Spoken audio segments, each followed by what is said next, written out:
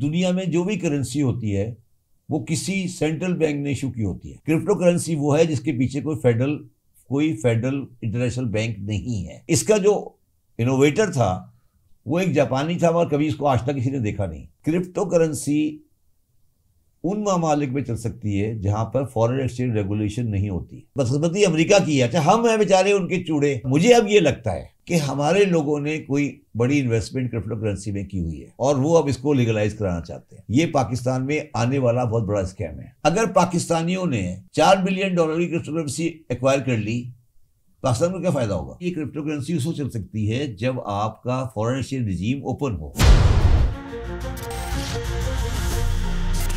बहुत शोर है क्रिप्टो का। एक बहुत ही आसान लफ्जों में आप इस तरह समझाएं कि आम आदमी समझे कि क्रिप्टो है क्या। देखिए, दूसरी बात, इस सवाल दूसरा इसका पार्ट कि लोगों को क्रिप्टो में सरमायाकारी करनी चाहिए या अचानक से पाकिस्तान को सरकारी सतह पे क्या सूझी कि एक वजीर मुमलिकत ला के बिठा दिया, उसको अमेरिका भेज दिया।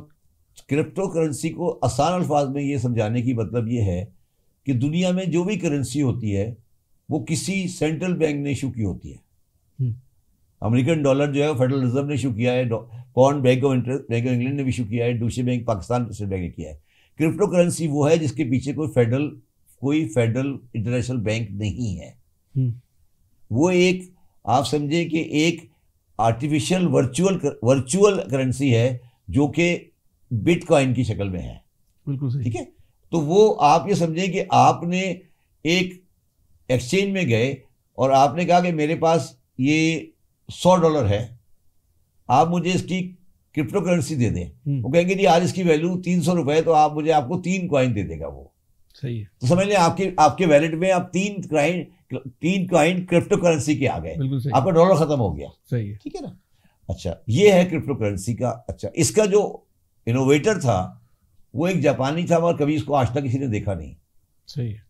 कभी किसी के सामने नहीं आया वो कि वो कौन था। मुझे हिसाब से वो जाली था। अच्छा, क्रिप्टो करेंसी उन ममालिक में चल सकती है जहां पर फॉरेन एक्सचेंज रेगुलेशन नहीं होती। पाकिस्तान में आप $1 भी ना ले जा सकते हैं ना ला सकते, तो बहुत सकते हैं। तो मुझे ये बताएं कि मैं क्रिप्टो करेंसी पाकिस्तान में यहां बैठ के कैसे बाय करूंगा? मुझे समझा दें जरा। मुझे बाय करनी है ना, कैसे करूंगा? डॉलर जाएंगे तो वो कैसे देंगे मुझे? कहां से देंगे वो? मुझे कहां से क्रिप्टो करेंसी देंगे? क्या स्टेट बैंक ऑफ पाकिस्तान मुझे अलाउ करेगा कि मैं पाकिस्तान से क्रिप्टो करेंसी बाय करना शुरू कर दूं? लेकिन अब तो उसके कवानीन बनाए जा रहे हैं ना बकायदा। क्या जी? क्रिप्टो करेंसी के लिए कवानीन बनाए जा रहे हैं। वजीर मुमलिकत रख दिया गया। अच्छा, वो अमेरिका जाके मुलाकातें कर रहा है। बल्कि मुलाकातें नहीं कर रहा बल्कि पॉलिसी बयानात भी दे रहा है वो। अच्छा, जब क्रिप्टो करेंसी वाली बात आई उसके अगले दिन स्टेट बैंक ने क्या कहा?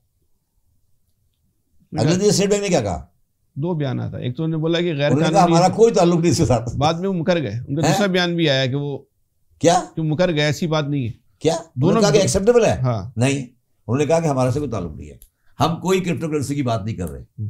ठीक है। अच्छा, अब जो प्रॉब्लम है वो ये है, तो ये अचानक शुरू कहां से हो गया मामला?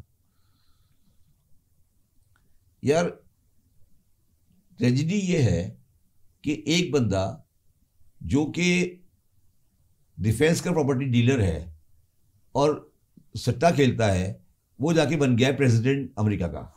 अच्छा, उसका धंधा क्या है मुझे बताएं? ट्रम्प का कारोबार क्या है? ट्रम्प का क्या कारोबार है? आपके ख्याल में क्या कारोबार है? बिल्डर है? बिल्डर किस चीज का? Real estate. तो रियल एस्टेट का बिल्डर, न्यूयॉर्क का बिल्डर, रियल एस्टेट का बिल्डर कोई कराची से फर्क होता है? जहां अच्छा प्लॉट पकड़ा वहां पकड़ लिया, यहां से बना लिया, इससे लोन ले लिया, एग्जैक्टली ये वो काम करते हैं। मैं ये आपको आज ही क्लैरिफाई कर देता हूं कि 1970s 80s तक न्यूयॉर्क की पोजीशन वही थी जो कराची की है। आपको शायद याद हो, न्यूयॉर्क की माफिया गले हर आधे घंटे बाद बंदा मार देती थी। ठीक है, तो ट्रम्प की बैकग्राउंड फाइनेंशियल मैटर में कोई बहुत ज्यादा क्लीन नहीं है। आपको याद होगा कि जब रशियन जो उसकी लास्ट ईयर जब इलेक्शन कंपेन की थी, उसमें सपोर्ट आई थी कि इसने रशियन गवर्नमेंट के साथ कुछ फाइनेंशियल सपोर्ट लिए। ठीक है, अब इस तरह के बंदे जो होते हैं ना, इनको बड़ा शौक होता है इस तरह की चीज़ों का। क्रिप्टो करेंसी, ये वो, एलन मस्क आ गया, उसको रख लिया, फिर उसको भगा दिया।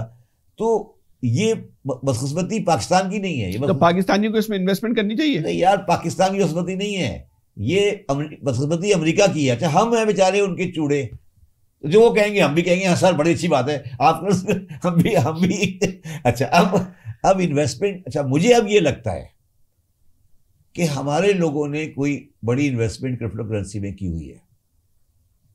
अच्छा, और वो अब इसको लीगलाइज कराना चाहते हैं।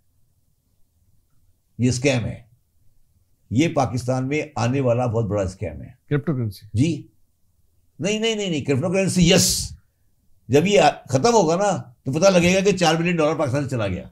अल्लाह, देखिए मैं क्रिप्टो करेंसी को पूरी सपोर्ट करूंगा अगर पाकिस्तान में डॉलर आएगा तो। सपोज करो, अच्छा मैं आपको फैसला इसको आसान कर देता हूं, अगर पाकिस्तानियों ने $4 बिलियन की क्रिप्टो करेंसी एक्वायर कर ली, पाकिस्तान को क्या फायदा होगा? अल्लाह जाने, जाने क्या फायदा होगा, खुदा जाने क्या फायदा। फिर तो ये कहानी क्यों शुरू की हुई हमने? क्या कहानी की बैकग्राउंड क्या है? ये तो हुकूमत को पता होगा, उसने क्या सोच कर। ये बिलाल साकिब, अचानक से बिलाल साकिब आया कहां से? क्या बिलाल साकिब कहां से अचानक से आया? यार देखो, मैंने 40 साल गुजारे हैं फाइनेंशियल सेक्टर में। आपकी मुलाकात हुई कभी? नहीं, देखिए मैंने 40 साल गुजारे, मैं इन तरह की चीज़ों से अवॉइड करता हूँ। और ठीक है, ये सब चीज़ें होती है इंटरनेशनली, ये सब चीज़ें होती है, लोग काम करते हैं, मगर ये क्रिप्टो करेंसी उसको चल सकती है जब आपका फॉरेन एक्सचेंज रिजीम ओपन हो। ट्राई टू अंडरस्टैंड, दुबई में ओपन है ना यार, आप कह सकते हो दुबई में कि यार मेरा ये डॉलर है, इससे क्रिप्टो करेंसी बाय कर ले। ओके, पाकिस्तान में कर सकते हैं, कर सकते हैं। माइनिंग भी होगी ना उसकी। हाँ, तो कहाँ से आएगी बिजली? वो तो रिजर्व में 15,000 मेगावाट तो हमारे वैसे ही रिजर्व में है। ये तो बिजली, उसके बिजली बनाने के पैसे कहाँ से आएंगे? वैसे तो वो तो हम लोग दे रहे हैं ना, उसमें क्या कहते हैं वो जो कैपिटल जो है कैपेसिटी चार्जेस में 45 मेगावाट हमारी कैपेसिटी है, 30,000 मेगावाट हम इस्तेमाल करते हैं, 15,000 तो हमारे पास वैसे ही है, उसके तो लोग कैपेसिटी चार्जेस देते हैं, वो खत्म हो जाएंगे। अबे वेरिएबल कॉस्ट के पैसे कहाँ से आएंगे? वो तो प्राइवेट कंपनियां बनाएंगी ना। क्या प्राइवेट कंपनियां बनाएंगी ना? पेट्रोल के पैसे कहाँ से आएंगे देने के लिए? एक तो फिक्स कैपेसिटी चार्ज हो गया ना, बिजली बनने के लिए फर्नेस ऑयल चाहिए ना, वो कहाँ से आएगा? उसके पैसे कहाँ हैं? पेट्रोल की ऐसी प्राइस ज़्यादा गिर रही है, बजट में डेफिसिट आगे पीछे नहीं हो जाएगा? क्या बात कर रहे हो आप? तो ये सब बेकार की बातें हैं। तो मैं कंक्लूड ये करना चाहता हूँ, मेरा ये आपको दर्शन की बात, कि मैं आगे आने वाला दिनों में पाकिस्तान और दुनिया को बेहतर देख रहा हूँ। ये जो ईरान का कॉन्फ्लिक्ट है ना, ये खत्म होने वाला है। जो इंडिया पाकिस्तान का कॉन्फ्लिक्ट है, ये भी खत्म होने वाला है। अच्छा, दोस्ती होने जा रही है? क्या दोस्ती हो जाएगी? इंडस वाटर ट्रीटी हुई थी ना, इंडस वाटर ट्रीटी, उसका डॉक्यूमेंट कभी निकाल के पढ़ना, उसमें 2 सिग्नेटरी हैं, mister Jawaharlal Nehru, field marshal Ayub Khan. ठीक है, तो अब आप बड़ी ट्रीटी करने जा रहे हो, और अच्छी ट्रीटी होने वाली है, इंडिया के साथ ट्रेड रिलेशनशिप हाइव करने जा रहे हो, और उसके ऊपर एग्रीमेंट होगा। और जिन लोगों के बारे में आपका ख्याल है कि वो हमेशा एंटी इंडिया है, अगर वही करेंगे फिर तो कोई निशानी नहीं है ना। हम तो हमेशा से कहते ही करो, अगर जो लोग कहते हैं नहीं करो, वही करने जा रहे हैं, वही करने जा रहे हैं। जो इंडिया से दोस्ती का आज तक मना करते हुए आए, वही इंडिया से दोस्ती कर, आप ये कह रहे हैं दोस्ती करने जा रहे हैं। तो आपके ख्याल में ट्रम्प ने नहीं कहा? क्या ट्रम्प का ये बयान मौजूद नहीं है कि हम नहीं, आप जो कह रहे हैं वो सब समझ गए। क्या जो आपने कहा है ना वो लोग समझ जाएंगे। समझा नहीं? मैं कह रहा हूँ जो आप कहना चाह रहे हैं ना, वो सुनने वाले सब समझ जाएंगे। समझ गए ना? ठीक है, समझ गए ना? अब नहीं, मगर ये तो मतलब ये तो मेरी बचपन की ख्वाहिश पूरी हो रही है ना, मैं ये कह रहा हूँ।